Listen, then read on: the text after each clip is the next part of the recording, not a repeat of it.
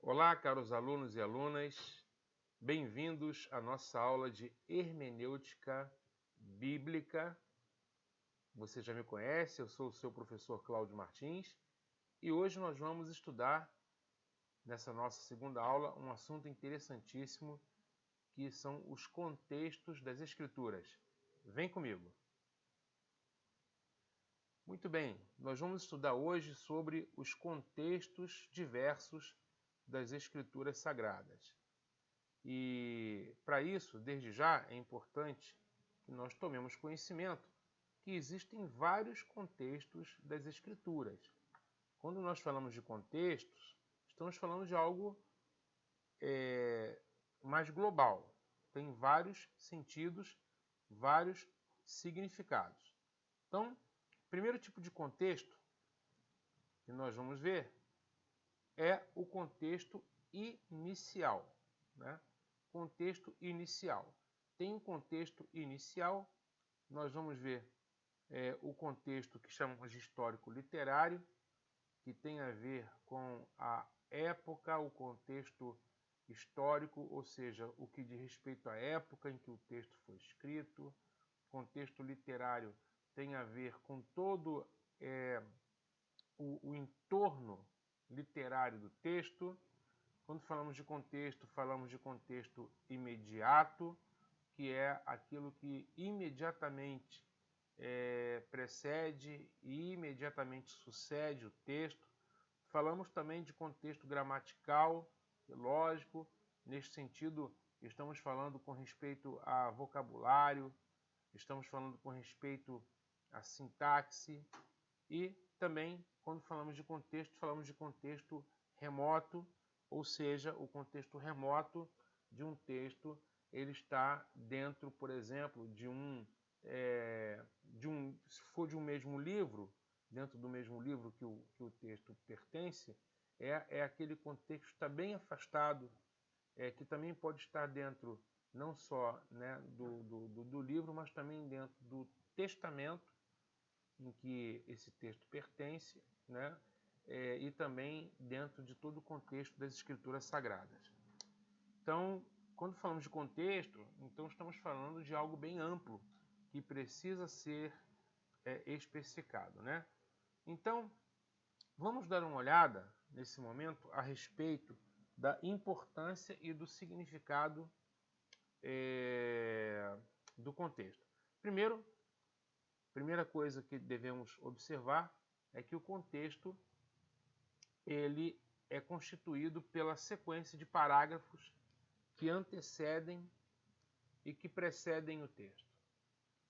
É muito importante dentro da hermenêutica, dentro da interpretação de qualquer texto, inclusive o texto bíblico, diga-se de passagem, né? O que estamos ensinando serve como princípio para a interpretação de qualquer texto. E as Escrituras Sagradas, por serem texto, né, esses princípios se aplicam à Escritura. O contexto é constituído por essa sequência de parágrafos que vem antes e que também vem depois. Não dá para você entender um versículo sem que você possa olhar o entorno desse versículo. Não dá para você entender, muitas vezes, tem pregadores ou professores que querem falar a respeito, né, professores de EBD ou pregadores que querem falar a respeito de uma palavra dentro do versículo. Só acontece que aquela palavra está ligada com outras palavras, formando frases dentro de um versículo. Então nós não podemos isolar uma palavra e nem podemos isolar uma frase ou um versículo, porque eles estão dentro de parágrafos. Então, o contexto o significado de uma palavra, ou mesmo o significado de um versículo, dependerá do contexto ao qual ele está inserido. É o contexto que define, é o contexto que delimita o significado de um texto. Então, o contexto é a sequência de parágrafos que antecedem e que seguem o texto. Tá certo? Então, isso é contexto. O exame do contexto é importante por duas razões. Primeiro, as palavras, as locuções que estão presentes ali e as frases podem assumir sentidos múltiplos. Nós, dentro da linguística, nós temos um conceito chamado de pluralidade semântica. O que é isso? Uma palavra pode significar mais de uma coisa, dependendo do contexto em que ela está inserida.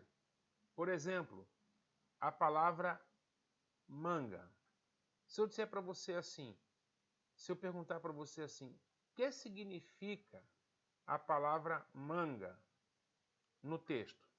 Se você não lê o texto, você poderia dar um palpite sem ter lido o texto. Manga? Manga é a fruta. Pois é. Mas se no texto estiver escrito o seguinte: a manga ficou maior do que a medida. Epa, aí já não pode ser a fruta. Então você vai pensar o quê? Na manga de uma camisa. Imagine você se de repente estivesse escrito o seguinte: a manga deu defeito e por isso o carro parou. Ora, desde quando uma fruta dá um problema e um carro para? Aí você vai saber que a manga, nesse caso, tem a ver com uma peça dentro da mecânica do carro. Existe uma peça chamada de manga. Manga de eixo. Existe também, manga pode ser também um verbo conjugado na terceira pessoa do indicativo, do presente do indicativo, terceira pessoa de singular, o verbo mangar, do verbo mangar, eu mango, tu mangas, ele manga. Então imagina, eu lhe pergunto, qual é o sentido da palavra manga? O que significa manga nesse texto? Você forçosamente precisará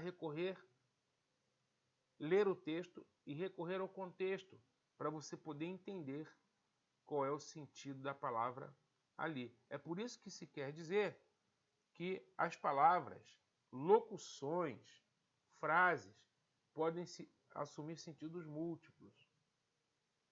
Eu vou lhe dar um exemplo da Bíblia agora. Filipenses 4,13, quando o apóstolo Paulo diz: posso todas as coisas naquele que me fortalece. Eu já ouvi inúmeras mensagens, frutos de interpretação equivocada desse texto. Porque quem vai pregar ou ensinar deve ler todo o contexto do texto para poder entender o que aquele texto quer dizer. O que Paulo quer dizer com posso todas as coisas? O que significa todas as coisas que Paulo afirmou poder? É o contexto que vai lhe dar. Então você precisa ler a perícope, que é um conceito que nós vamos estudar nas próximas aulas. Você precisa estudar a perícope, e não só a perícope, que é a menor unidade textual com sentido completo, mas também você precisa estudar aquilo que vem antes, os parágrafos que precedem, ou pelo menos o parágrafo que precede, o parágrafo que sucede. No mínimo, você precisa estudar a perícope, a qual esta frase está inserida. Quando Paulo quer dizer posso todas as coisas naquele que me fortalece, ele vem falando de uma série de circunstâncias que ele tem vivido. Paulo estava preso, recebeu um donativo de um irmão chamado Epafrodito, e a partir daí, a partir dessa oferta recebida no contexto de prisão, ele disse que ficou contente, mas não por causa da necessidade Porque ele, Paulo, aprendeu a viver contente em toda e qualquer situação. Então ele diz que aprendeu a viver humilhado, ele sabe viver com honra, ele sabe viver na prosperidade e na abundância, mas ele também sabe padecer escassez. E aí então ele afirma triunfantemente: posso todas as coisas naquele que me fortalece. Então esse todas as coisas não é todas as coisas em qualquer sentido. O que Paulo afirmou poder é justamente passar por momentos de abundância e por momentos de escassez, onde ele tem muito e quando ele tem pouco ou nada. Quando ele é honrado e reconhecido ou quando ele é desprezado e humilhado. Ele pode o quê? Passar por situações extremas, sem perder a sua fé, a sua força em Cristo, porque o Cristo o fortalece na abundância e na escassez. Cristo o fortalece no momento em que ele é honrado ou no momento em que ele é humilhado. Então leia Filipenses 4,13, mas dentro do contexto que começa a partir do versículo 10, do 4,10 até o final, que termina lá pelo versículo 19 ou 20, e você vai ver todo o contexto do que Paulo quis dizer. Por isso a importância, meus amigos, de nós examinarmos as palavras e locuções, frases, dentro dos seus contextos, porque podem assumir sentidos múltiplos, o que eu chamei de pluralidade semântica. Desconsiderar o contexto, isso é uma consequência, né? Desconsiderar o contexto acarreta em interpretações falsas. E é o que mais nós vemos acontecendo. Quem vai ao púlpito ministrar a palavra, quem vai ensinar numa classe da EBD, deve ter isso muito claro, que texto tem contexto e que desconsiderar contexto acarretará interpretações falsas. Eu posso dar também um outro exemplo. Nós temos muitos exemplos aqui, né? Aquele texto, por exemplo, onde se diz assim: um ao outro ajudou e ao seu companheiro diz: esforça-te. Repara bem, um ao outro ajudou e ao seu companheiro diz: esforça-te. Está lá em Isaías, no capítulo 41. Vejam só, quantos congressos, quantas festividades, congressos de jovens, união de mocidade, congresso das senhoras, culto de varões, aniversário de igreja, usou-se essa divisa. Um a outro ajudou. Está lá em Isaías 41, versículo 6, se não me engano. E ao seu companheiro diz: esforça-te. Ora, parece que o autor quis dizer que dentro do povo de Israel, né, deve haver união, deve haver unidade. E assim, um ao outro ajudou, ou seja, um ao outro, um contribuiu com o outro, um fortaleceu o outro, um animou o outro para que Israel servisse a Deus, para que Israel estivesse mais perto de Deus e da lei, da Torá, da palavra. Na realidade, esse texto não quer dizer nada disso. Se você olhar o contexto, você verá que o que esse texto quer dizer é outra coisa. Um ao outro ajudou e ao seu companheiro diz: esforça-te. O texto prossegue dizendo: assim, aquele que corta a madeira, não é, deve dizer ao seu companheiro que um corta a madeira, o outro talha a madeira, não é, e vai esculpindo a madeira para fazer ídolo. Ou seja, esse contexto é um contexto de idolatria, onde um idólatra anima o outro quando o outro se cansa. Um ao outro ajudou e o seu companheiro diz: esforça-te. Esforça-te para quê? Para fazer ídolo. É o contexto desse texto. É um idólatra ajudando o outro. Que coisa, né? E muitas vezes, por não sabermos disso, nós vamos, na realidade,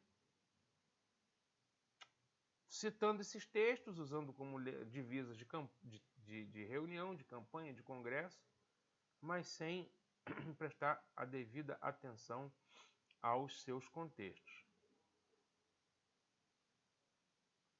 Então, vamos dar uma olhada agora nos tipos de contexto. O primeiro tipo de contexto é o contexto inicial. É a própria frase ou versículo em que o termo foi usado. Então, eu vou aqui nesse momento recorrer à minha Bíblia para que nós possamos olhar mais de perto isso que estamos falando, né? Então, por exemplo, no livro de Isaías, no capítulo 41,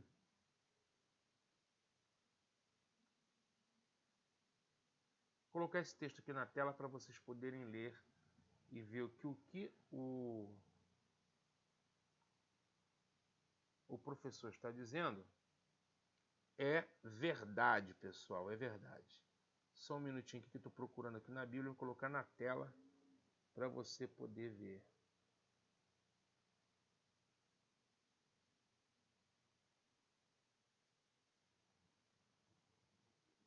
Só um minutinho, porque já vou trazer para você agora.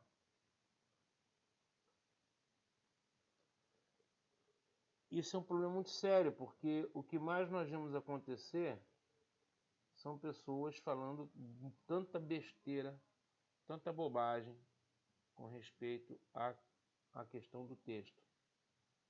Só um segundo, porque deu um pequeno travamento aqui no programa e eu já vou trazer para você.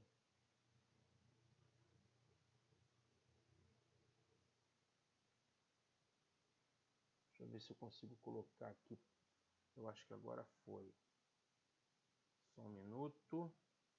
Bem, pessoal, olha lá. Olha lá. Olha o versículo 6. Na tela está Isaías, capítulo 41, versículo 6. Um ao outro ajudou e ao seu companheiro disse, esforça-te. Está aí o texto. Está vendo? Um ao outro ajudou e ao seu companheiro disse, esforça. Você já pregou nesse texto? Pois é, olha aí. Olha o que diz o versículo 7.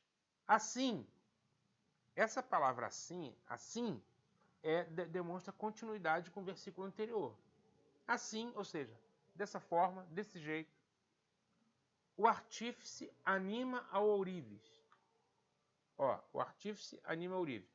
E o que alisa com o martelo é o que bate na bigorna, dizendo da soldadura, está bem feita. Então com pregos fixa o ídolo, para que não oscile. Tá vendo? Tá vendo aí? Então, um ao outro ajudou e ao seu companheiro diz, esforça-te, é um contexto de idolatria. É um contexto de pura idolatria. Tá? Então, pense duas vezes. Quando você for pregar esse texto, você precisa ver o contexto para ensiná-lo corretamente.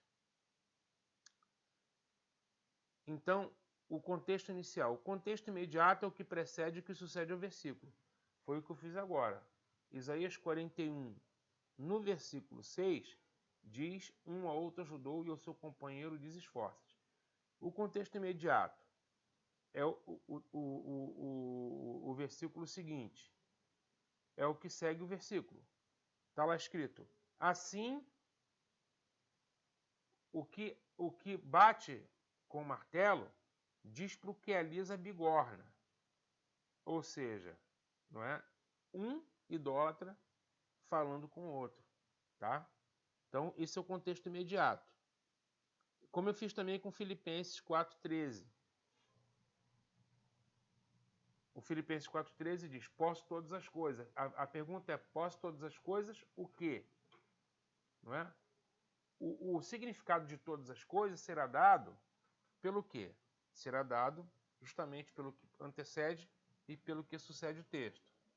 O contexto remoto é formado pelas passagens que se referem ao assunto. Então, você vai ter outras passagens que também têm um sentido semelhante. E aí, então, você vai, com base nisso, entendendo o significado daquele texto, né? É a chamada analogia das escrituras, comparando escritura com escritura. O contexto histórico-cultural é o elemento histórico-cultural que está por trás do texto. Então, por exemplo, quando nós lemos lá no Evangelho, ou melhor, nas epístolas de Paulo, que a mulher não deve cortar o cabelo, qual é o contexto cultural que está por trás deste texto? Né? Será que nós podemos trazer para os nossos dias esse tipo de versículo, forçando aqui as irmãs, né? Impondo as irmãs na congregação, na igreja, para que também não cortem o cabelo? Ou será que o que Paulo disse tem a ver com o contexto cultural, que as mulheres deixam seus cabelos crescerem? Com certeza tem a ver com o contexto cultural. E qual é o contexto cultural? É o contexto de que as prostitutas na cidade de Corinto, elas tinham a cabeça rapada, não é? As prostitutas, sobretudo as prostitutas cultuais dos templos. Então a mulher de cabelo curto, ela se assemelhava ou era confundida, ou podia ser confundida com essas mulheres que praticavam a prostituição. Então, o uso do cabelo, né, comprido, era uma maneira de diferenciar uma e outra. Por isso que Paulo ele vai falar que as mulheres têm um cabelo comprido. Contexto literário. São os textos, as estruturas, as técnicas literárias por trás do texto. Então, tem a ver exatamente com a maneira como o texto é construído.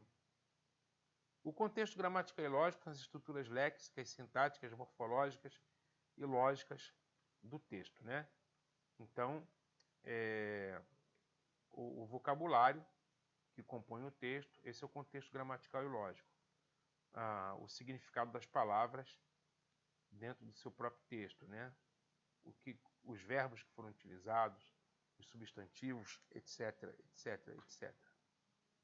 Agora, nunca é demais nós lembrarmos que a exata, veja só, hein? A exata delimitação do texto é condição essencial para uma compreensão perspicaz das unidades que o acompanham. Então, um texto, trazendo a definição de texto, o texto é um todo articulado. Né? O que é um texto? Olha só, olha para cá. Um texto é um todo articulado. Tá? O texto é um sistema, é um conjunto, é um todo articulado. O texto ele não é formado por palavras isoladas. Um texto, porque eu posso ter um monte de palavras soltas, e isto nunca constitui um texto. Palavras soltas não são um texto.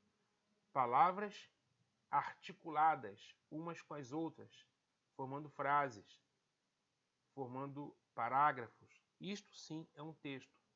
Então o texto é um todo articulado que tem coesão e coerência.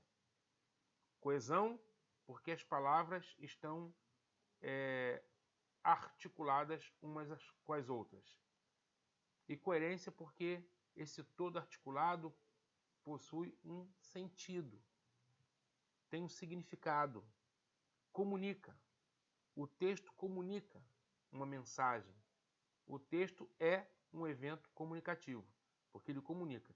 Então, nós precisamos entender que o texto é um todo. Então, nós precisamos determinar essas integridades lógicas que subjazem uma compreensão dos movimentos sucessivos do texto, no decurso dos quais produz, abandona e ultrapassa teses ligadas umas às outras numa ordem racional. Porque tem sentido, um texto tem que ter um sentido. A delimitação dos textos auxilia na determinação do conteúdo, de forma que o analista é capaz de saber se as unidades são congruentes e perfeitamente unidas ou se verifica elisão de ideias, conceitos cuja estrutura dificulta a claridade do texto, o chamado contexto irregular. Nós vamos, nas aulas seguintes, estudar esse conceito de perícope, e aprender a delimitar um texto. Um texto tem que ser corretamente delimitado, porque ele tem que ter um início e tem que ter um fim. Porque palavras e frases só fazem sentido dentro dessa unidade textual. Por isso que precisamos saber onde o texto começa e onde um texto termina. Por exemplo, se você for interpretar Isaías 53:4, que diz assim: verdadeiramente ele levou sobre si as nossas dores e as nossas enfermidades. E eu fizer a pergunta, ele quem? Quem é que levou sobre si as nossas dores? Dentro do texto, né? Porque logo de cara você pode dizer assim, de imediato, dizer Jesus. Só que o nome de Jesus, a palavra Jesus não aparece no texto, tá? Então, dentro do texto escrito, quem é ele? Então, você vai precisar voltar o texto até você encontrar o início do texto. Então, Isaías 53:4 vai começar em Isaías 52:13, tá? Por quê? Porque em Isaías 52:13 é a referência a qual o pronome ele se refere. Ele se refere a quem? Ao servo de Adonai, ou servo do Senhor. Se você não retornar até Isaías 52:13, você nunca vai saber quem é o ele, não é? É mais fácil dizer assim, é Jesus. Tá, mas isso já é uma interpretação, em primeiro lugar, né, do cristianismo ao texto, e o cristianismo ele é posterior ao texto. É claro que eu também creio que o ele se refere a Jesus, lógico, só que dentro do texto ele se refere ao servo, porque o Senhor diz, o meu servo. Esse servo, nós vamos saber posteriormente que é a pessoa bendita de nosso Senhor e Salvador, Jesus Cristo. Porém, dentro do contexto imediato, nós não temos, o nome de Jesus não aparece. Mas lá no Isaías 52:13 é dito que que o ele, inclusive o pronome ele se refere, ocorre várias vezes ao longo desse texto, todas se referindo ao servo do Senhor. Bem, a delimitação dos textos auxilia na determinação do conteúdo, de forma que o analista é capaz de saber se as unidades são congruentes e perfeitamente unidas, ou se verifica, como eu já disse, né, uma elisão de ideias, formando assim uma unidade diferente. Então, o contexto imediato, consequente, o microcontexto ou subsequente é aquele que procede imediatamente ao texto. Quando o texto está numa sequência ordenada, é um termo ou texto que sucede imediatamente o outro de modo racional, lógico e coerente. Em outras palavras, você tem um versículo, né? E qual é o contexto desse versículo? É o parágrafo ao qual ele faz parte. Então, qual é o contexto do versículo? É o parágrafo. Então, nós temos que perder esse hábito de ler a Bíblia como versículos isolados, pessoal. Entendeu? Leitura do tipo caixinha de promessa. A pessoa fica lendo versículo solto, versículo isolado. E o versículo solto, o que ele não tem um significado em si mesmo, mas ele tem um significado dentro de um contexto. Não é? Quando nós usamos frequentemente no nível assim do dia a dia, né? Dizemos de pessoas que ouvem uma conversa pelo meio, ouvem uma frase e deduz uma conversa, diz que a pessoa pegou o bonde andando, né? Essa expressão pegar o bonde andando é justamente você não pegou ele no início, né? Você pegou ele já em movimento. Então você perdeu o início da conversa, o início do texto. Ou seja, você não tem noção do contexto. E quando se pega o bonde andando, né, fatalmente se erra. Fatalmente, quando se pega o bonde andando, haverá equívocos com respeito à interpretação, né? Então, essa expressão pegar o bonde andando tem muito a ver com essa prática que normalmente se tem de ler versículos soltos, né? Daí deduz. Já dei o exemplo. Um ou outro judeu e seu companheiro disse: esforça-te.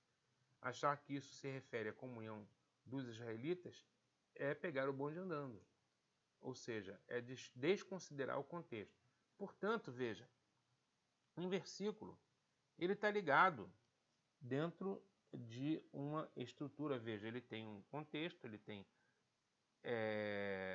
um versículo dentro do contexto, um contexto, tá, que é o próprio parágrafo onde ele está.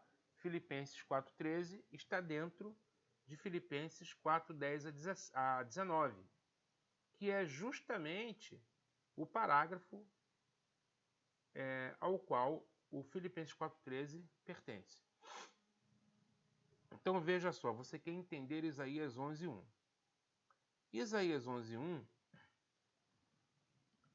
diz lá: de que me serve a minha multidão dos vossos sacrifícios, diz o Senhor?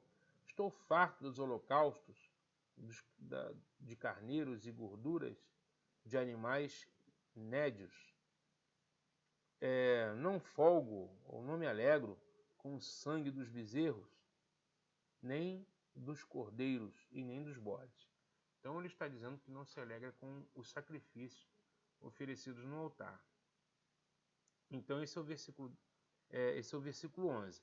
Esse versículo de Isaías 1:11 está dentro de um parágrafo que é o Isaías 10:17. Para você entender esse texto, você tem que ler o parágrafo do 10 ao 17. Antes do 10 ao 17, nós temos o parágrafo que vem do versículo 1 ao 9. Aí tem o parágrafo ao qual pertence o parágrafo imediato do versículo 11 de Isaías 1. E depois você vai ter o parágrafo dos versículos 18 até o 31. Então repara que você tem aí esse texto. Nós queremos entender esse versículo 11, mas nós precisamos entender que ele pertence a um parágrafo, que é o parágrafo do 10 ao 17. Então, dentro do capítulo 1, que vai do versículo 1 ao 31, você tem uma sequência de parágrafos. Então, você tem aí, olha, o versículo 1, que é a introdução ao livro, os versículos 2 e 3, que constituem uma primeira seção. Depois você tem os versículos 4 a 9, um outro parágrafo. Depois os versículos 10 a 17, aonde está o versículo 11, que você quer entender, aqui no nosso exemplo. Depois tem do 18 ao 20, depois do 21 ao 26 e depois do 27 ao 31. Cada parágrafo desse, ele tem um tema que está sendo tratado. Esses temas estão conectados uns com os outros, mas você pode tomar o parágrafo, por exemplo, do 10 ao 17 e verificar o que ele está dizendo lá. O tema do parágrafo 10 ao 17 ele tem alguma conexão com o parágrafo anterior e o posterior. A isso nós chamamos de contexto literário, sabe? É o entorno literário do texto, os parágrafos que circundam o nosso texto. Então, em Isaías 1, nós temos ali o título no versículo 1, né? É logo a abertura do livro, é o título, né? Visão de Isaías, o filho de Amós, né? E descrevendo o ministério profético dele. Depois você vai ter no versículo 2 e 3, a queixa do Senhor contra Israel, que não conhece. Ele fala, o boi conhece seu possuidor, né? O jumento também conhece, mas Israel, o meu povo, não me conhece. Até o jumento conhece o seu dono, mas os israelitas não conhecem o Senhor que os resgatou, né? Então é uma queixa. Depois, dos versículos 4 ao 9, há uma descrição do estado espiritual da nação, aonde aí sim ele vai dizer como que a nação está numa situação tão deplorável que Deus chega a dizer o seguinte: olha, depois ele vai dizer, eu não aguento mais o que vocês estão me trazendo, que está no versículo 10 a 17, quer dizer, antes dele falar do culto, ou seja, da oferta dos sacrifícios feitos no altar, ele faz uma descrição do estado de declínio espiritual, de apostasia, né, de distanciamento de Deus, que está nos versículos 4 a 9. Então, os versículos 10 a 17, na realidade, ele é uma consequência dos versículos 4 a 9. Por quê?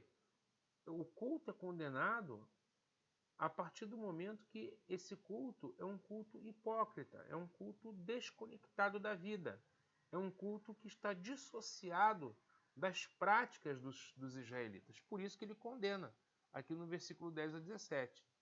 Depois, nos versículos 18 a 20, há um convite ao arrependimento.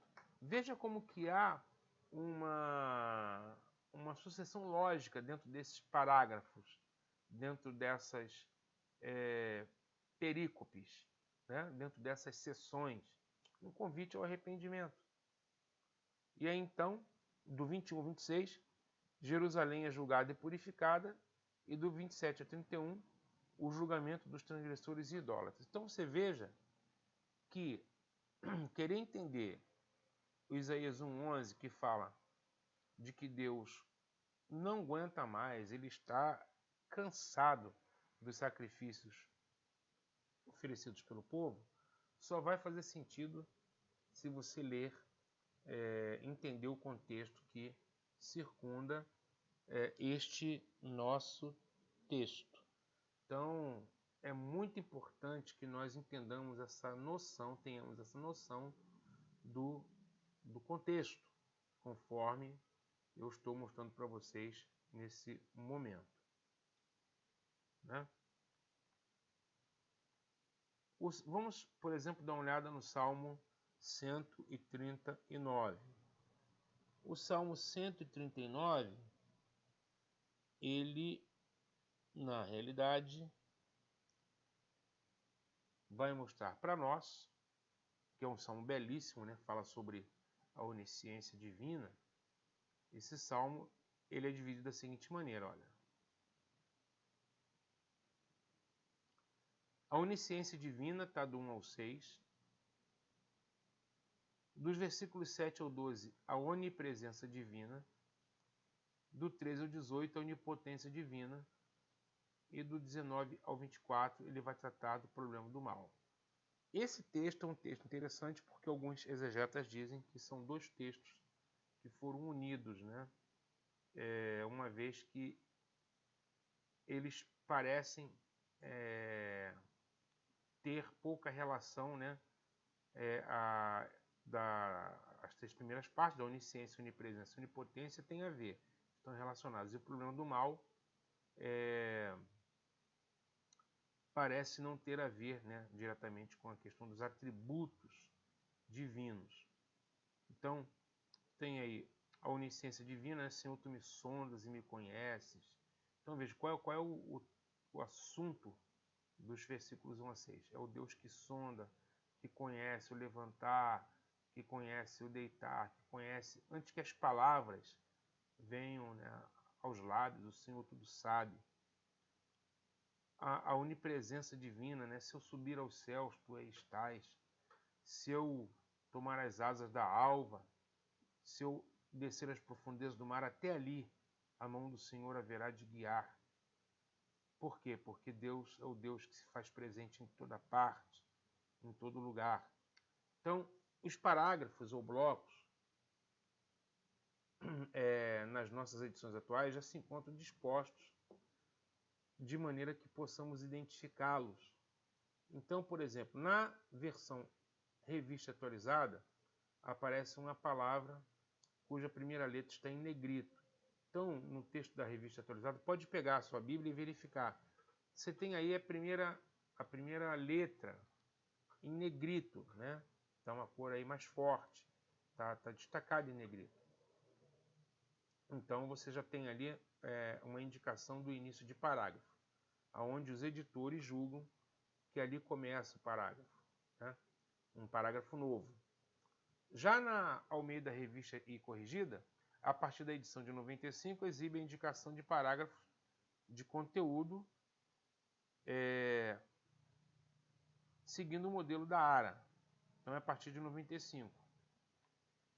Já a edição contemporânea de Almeida e NVI não aparece o negrito, mas o início do parágrafo tem um indentamento ali, um recuo, né? Onde você percebe, né, que ali começa o parágrafo, quando os versículos correspondem ao mesmo, enquanto os versículos correspondem ao mesmo, seguem nas linhas contínuas. Então você pode verificar isso na Bíblia NVI e Almeida Contemporânea. A Bíblia Viva divide os parágrafos em blocos distintos. Cada parágrafo é precedido pelos números dos versículos que os correspondem. Então, fica mais fácil de identificar. Quando você aprender a fazer delimitação de texto, você vai ficar liberto dessa questão aí das sociedades bíblicas, né, e dessas marcas editoriais, porque os editores, eles também erram. Eles também erram. Então, quando você aprende a verificar onde o texto começa, onde o texto termina, você já não fica dependente dessas marcas editoriais que vêm através de negritos ou das indentações que as versões trazem. Fala um pouquinho sobre o conceito de conotação, denotação, né? Conotação é quando o vocábulo é usado em sentido figurado, subjetivo. Denotação é o sentido literal, né?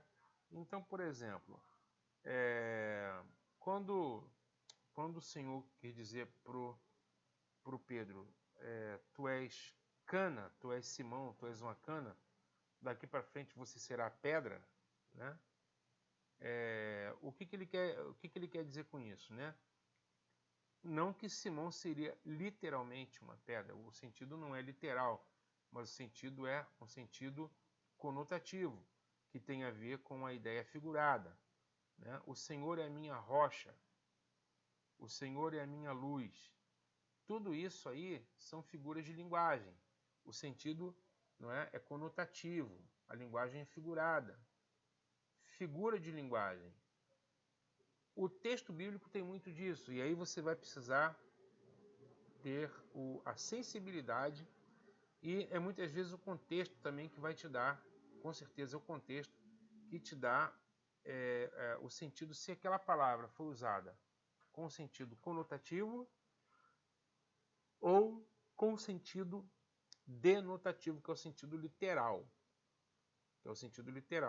Quando diz assim, que os fariseus pegarem pedra para apedrejá-lo, ali o sentido é literal. Então a mesma palavra pedra pode parecer, por exemplo, no texto que diz assim, que Cristo é nossa pedra angular. Está lá em 1 de Pedro, no capítulo 2, né? Que ele é pedra angular, que ele é a pedra viva, a pedra. Ora, não se pode interpretar que lá em 1 Pedro capítulo 2, versículos 4 e 5, que Jesus é literalmente uma pedra. Porém, pedra aparece, por exemplo, no livro de João, naquele contexto da mulher adúltera, onde os que a acusavam pegaram pedras para apedrejá-la, para condená-la. Então, pedra num texto tem sentido conotativo, em outro tem sentido denotativo. Outro exemplo que podemos citar é esse, né? Vim trazer espada à terra. O que ele quis dizer com isso, né? Será que Jesus está estimulando o armamento da população, já que ele veio trazer espada, né? Já vi gente dizer isso, pessoal, não ri não. Vim trazer espada à terra. O que ele quer dizer? Quer dizer que a vinda dele forçosamente levará a termos que nos posicionar em favor dele ou contra ele. Isso vai trazer conflitos e tensões. Quem abraça o Evangelho e segue a Cristo sabe que vai ter conflitos nesse mundo, muitas vezes dentro da própria casa. Então, isso é trazer espada. A espada tem a ver com a tensão, com os conflitos, com as separações, né? Que um posicionamento em favor de Cristo pode ter como resultado. Né? Outro texto também. Bem-aventurado Simão, porque não foi carne e sangue quem te revelou. Carne e sangue. O que é isso? Carne e sangue é um hebraísmo, né? Carne e sangue significa que representando a humanidade, o ser humano. Bem-aventurado és, Simão, porque não foi nem carne e sangue quem te revelou que eu sou Cristo, mas o Espírito do meu Pai. Então, carne e sangue aí tem a ver com o ser humano, né? Não foi homem quem te ensinou. Não foi o ensino, a revelação que você teve não veio de ensino humano, carne e sangue, né?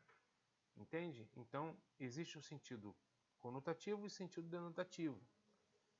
Precisamos estar atentos às mutações ou mudanças semânticas que um vocábulo possui, muitas vezes até mesmo na mesma passagem.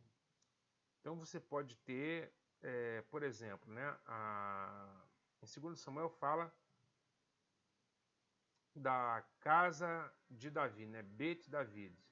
Casa de Davi, essa expressão Bet David pode significar, num primeiro momento, a dinastia de Davi, pode significar a dinastia de Davi, ou seja, a casa de Davi pode significar toda a dinastia, né, dos filhos de Davi que vão seguir, que vão ocupar o trono. Pode significar também a corte de Davi, a casa de Davi, pode significar a própria corte, o próprio reino de Davi, mas não ter uma ligação direta com os seus descendentes, como também pode significar a casa em que ele mora, né? Casa de Davi, Bet David. Então, casa de Davi, Bet David, pode ter uma série de significados, como acontece no texto de 2 Samuel 7, e aonde a mesma expressão vai mudando o seu sentido. Portanto, precisamos observar os hebraísmos, né? Quando diz que o manto de Saul foi rasgado, o manto ali é o reino. Então você tem até, por exemplo, a expressão filhos da ira, né? Como que se a ira tivesse filhos. Isso é o quê? É um hebraísmo. É uma expressão idiomática, tá? Do contexto hebreu, do contexto israelita. Então, nós precisamos estar atentos para poder fazer uma correta interpretação, né? Bem, pessoal, eu vou ficando por aqui nessa nossa aula de hoje. Falamos sobre contextos, os contextos diversos das Escrituras. Eu espero que a aula tenha sido proveitosa para vocês e nós vamos nos encontrar na próxima quarta-feira. Que Deus te abençoe. Peço que você participe aí dos nossos fóruns, tá bom? Até às 11h30, participa do nosso fórum e nós estaremos também disponibilizando o PDF dessa aula, tá bom? Então, Deus abençoe a todos e até o nosso próximo encontro. Até lá!